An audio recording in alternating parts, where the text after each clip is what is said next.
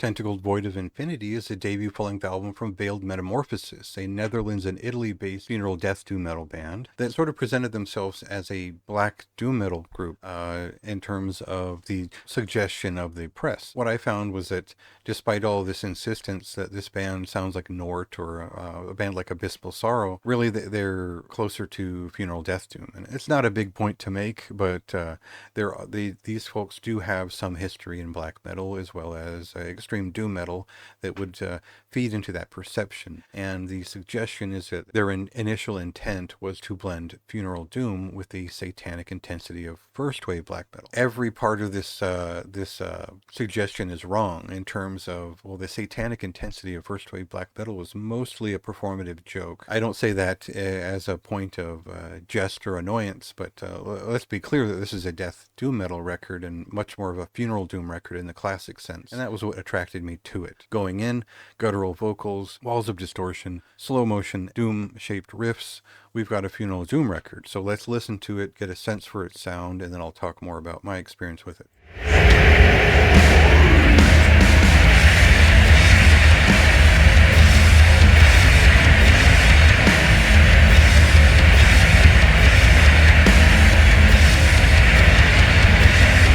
So the easiest comparison to make here is probably a band like Fuoco Faccio, an Italian funeral doom, death doom band that leans more to the funereal side of always slow motion movements.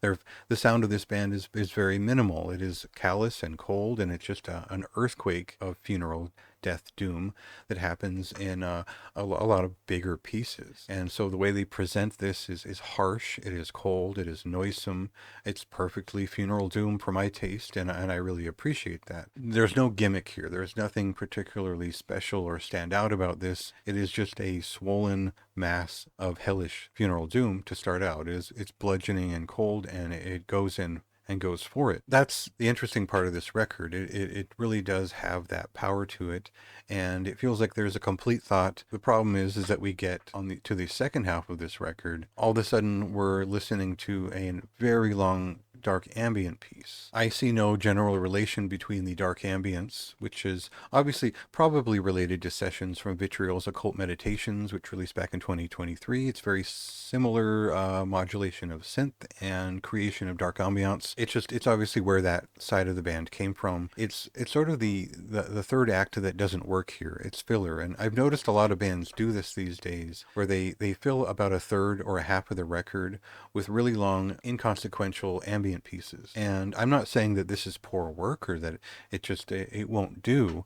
It's that it doesn't relate to the extreme metal next to it in any way. And fusing these two things would have made sense, but in this way, it really takes away from the full listening experience because we get a 20-minute interruption in between the ear-crushing noise of it all. For me, I really like this record, and I really like the way that it presented itself. I liked that they really went for it in terms of the extremist funeral doom metal sound. I think that's a very strong element of it, and I think they have a knack for it. But the way to break it up and the way to balance it out with a long ambient drone piece that really doesn't do much for it, it only just interrupts the thought and carries a record that could have been a solid EP into a just okay record. It's one that I can recommend, but with moderate enthusiasm, because I think you'll either love the first 2/3 of it and not really care about the last, or you might just like the final part of it because it takes you somewhere else. Moderate recommendation. See what you think. Maybe you love how it comes together. Maybe it's more to your taste than mine.